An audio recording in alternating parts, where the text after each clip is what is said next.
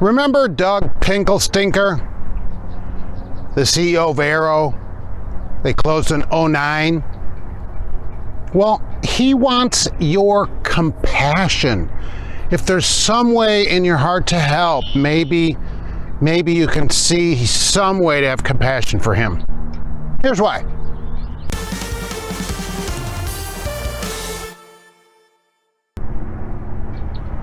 Hello and welcome to Trucking Answers. I'm Mark, your no haircut host.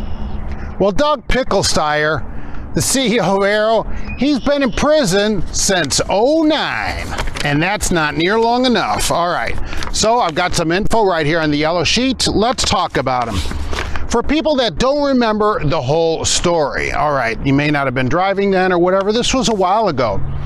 This guy ran the company basically into bankruptcy, and close to Christmas in 2009, they just closed, left drivers stranded all over the country. No fuel cards, no way to get home. And the worst part, the lease drivers, which I don't know why guys do this, okay? And people do it, but they do. Many of them, if not most of them, lost their trucks. Whatever money they'd put in, gone. The trucks went back to the real owner, not you who think you're an owner-operator, the leasing company. All right, so that's a good lesson. And turns out Doug Pielsticker was indicted on 23 counts, okay, including the ones that he pled guilty to. He finally pled out to conspiracy to commit tax fraud and tax evasion. So he's a convicted felon. We could call him that legitimately, because whether you plea or get convicted, you're guilty. All right. Now, he got 7.5 years for that, because what they said was that he was swindling companies to get money from them and then not pay the payroll taxes, and it was a big disaster. Eventually, the whole house of cards fell down. Drivers stranded all over the place. All right, so people that worked at Arrow said maybe it was his lavish lifestyle of a $1.3 million mansion, the 1,000-guest wedding, an exclusive place in Oklahoma City, which I can't imagine what that is. The only place with indoor plumbing, maybe. Ha! Yikes. And his Bentley, which I've never been a hater of great cars. I love Bentleys. Looked at a Rolls Royce in the some time ago, a 77 Rolls Royce. Almost got that thing. But okay, he drove this car to work and then would tell people, look, there's no money for raises and stuff. That's aggravating. So he eventually got convicted of these things, went to jail. Right. Now he wants your compassion. All right. He says, look, there's all this disease going around in the prison, and I need to be let out early. I'm a great guy. I think he might have run out of soap on the rope, but hey, who am I to say about that? So should he have compassion? Should we let him out early?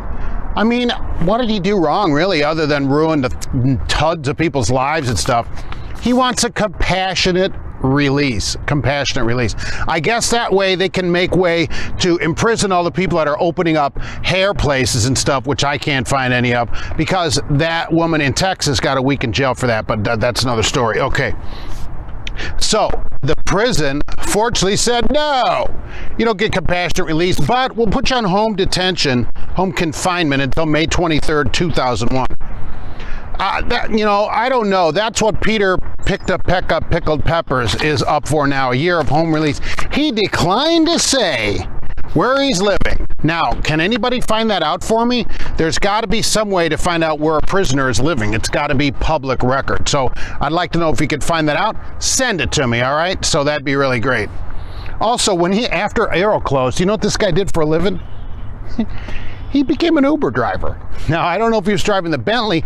That would qualify for Uber Black service, and he would make more money, so I'm not sure about that. So, look, it's all just ridiculous. That this guy wants a compassionate release? No. He should serve his whole time like every prisoner should serve their entire sentence in prison. That's what a sentence is, okay? Not early release. That's your release date. If anything, it goes later if you have problems in prison. But a compassionate release, no. How about no? And no soap on a rope. Also, how about that? Maybe there'll be some consequence for that, you know? So Doug Frankenpickle wants your compassion. Will you be giving it to him? Will we give him the compassion that he so richly deserves? I don't know. Let me know. Thanks for watching Trucking Answers.